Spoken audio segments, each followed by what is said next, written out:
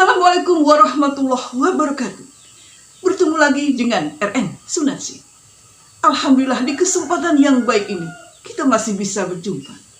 Mudah-mudahan kita senantiasa sehat dan senantiasa diberi rezeki yang barokah oleh Allah Subhanahu wa taala. Amin amin ya rabbal alamin. Di setiap peristiwa pasti ada hikmah. Orang yang bijak, orang yang cerdas akan selalu bisa mengambil pelajaran dari setiap peristiwa dan dari setiap kejadian. Kalau kemarin ya, saya mengupload video yang berjudul Belajar dari Ibu Atali. Pada kesempatan ini saya ingin menyampaikan pelajaran yang bisa kita ambil dari seorang Ridwan Kamil.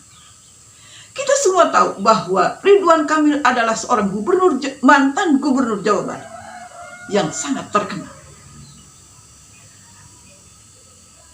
Dengan peristiwa yang viral ini, ada beberapa hal yang harus kita ambil ya sebagai pelajaran. Jangan sampailah kita berbuat yang negatif ya, yang dilakukan oleh seorang Ridwan Kamil.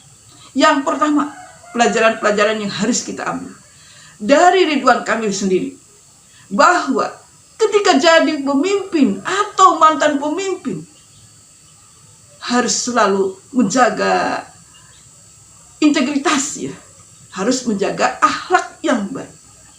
Kita semua ya harus tahu bahwa ketika kita menjabat atau ketika kita tidak menjabat, semua itu akan dipertanggungjawabkan kepada Tuhan.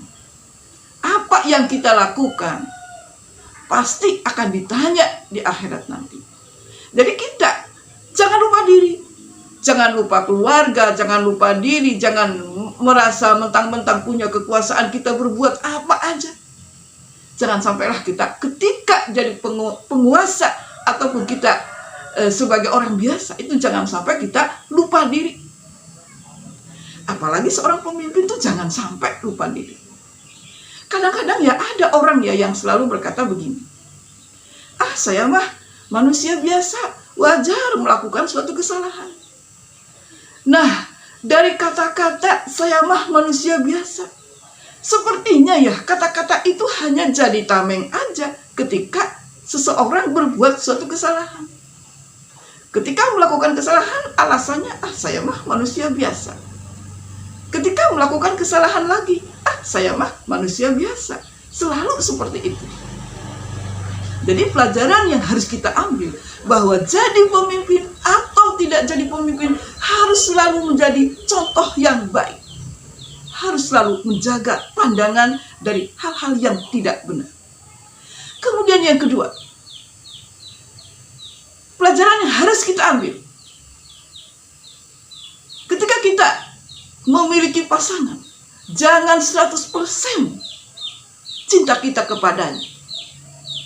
Karena cinta yang mutlak yang harus utuh hanya kepada Tuhan saja. Saya pernah mendengar ya suatu nasihat yang bagus sekali. Kalau kita mencintai manusia, sering kita dikecewakan. Tetapi kalau kita benar-benar mencintai Tuhan, mencintai Allah, maka Tuhan tidak akan pernah mengecewakan kita. Itu nasihat yang luar biasa ya. Kemudian ya, yang ketiga, pelajaran yang kita ambil dari peristiwa Ridwan Kamil, bahwa seorang ibu ketika berdoa harus detail. Kebanyakan ya yang saya dapatkan ya ketika saya ngobrol sama ibu-ibu. Biasanya ibu-ibu itu kalau curhat ya, kalau ngobrol, katanya begini, kalau saya tuh berdoa, mintanya kepada Tuhan untuk anak ya, kesehatan, kemudian rezeki yang berlimpah, kemudian diangkat derajatnya. Nah, yang saya temukan itu, ibu-ibu yang saya sharing, yang saya ngobrol, yang garis bawahinya itu, yang digaris bawahinya itu yang seperti itu. Karir yang bagus, kesehatan yang prima, kemudian rezeki yang berlimpah. Tetapi ada yang lupa bahwa kita juga harus menyisipkan doa yang detail. Selain dari harta yang berlimpah, anak yang sehat, kemudian diangkat derajatnya, juga anak kita itu dijaga matanya dari hal-hal yang maksiat. Jadi penting sekali ya untuk kita, terutama ibu-ibu ya. Kalau doa ibu kan mustajab. Doa kita kepada Tuhan itu harus sedetail-detailnya. Memang benar ya, Tuhan itu maha mendengar. Jadi kita tidak berucap itu juga Tuhan tahu. Ketika kita sholat tahajud atau ketika kita sholat duha, ketika kita berdoa untuk anak, Tuhan tuh maha tahu. Tetapi lebih bagus kalau kita itu doa yang sangat detail kepada Tuhan.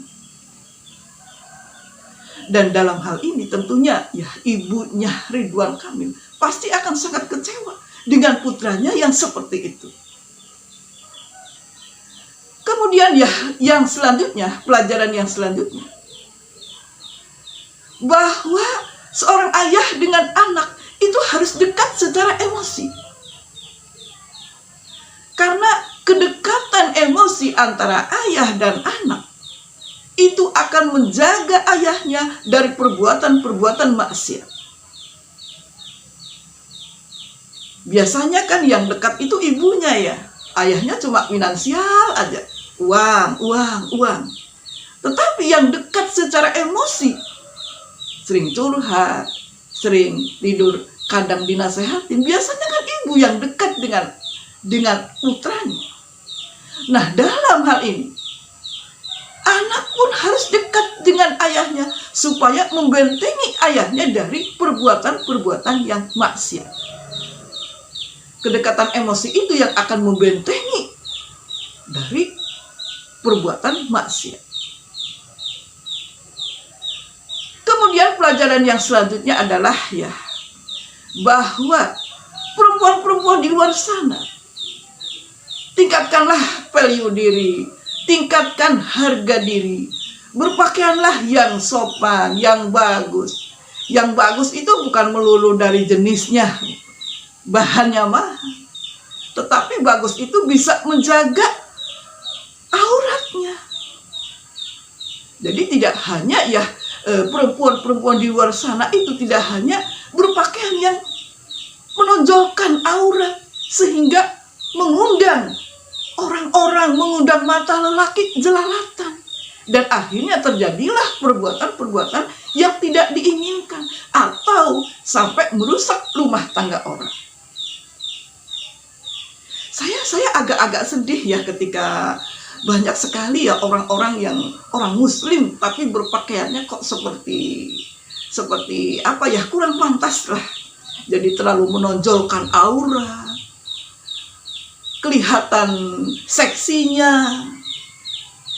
Yang bisa lihat keseksian kita itu kan hanya pasangan kita. Jadi jangan terlalu diobral lah.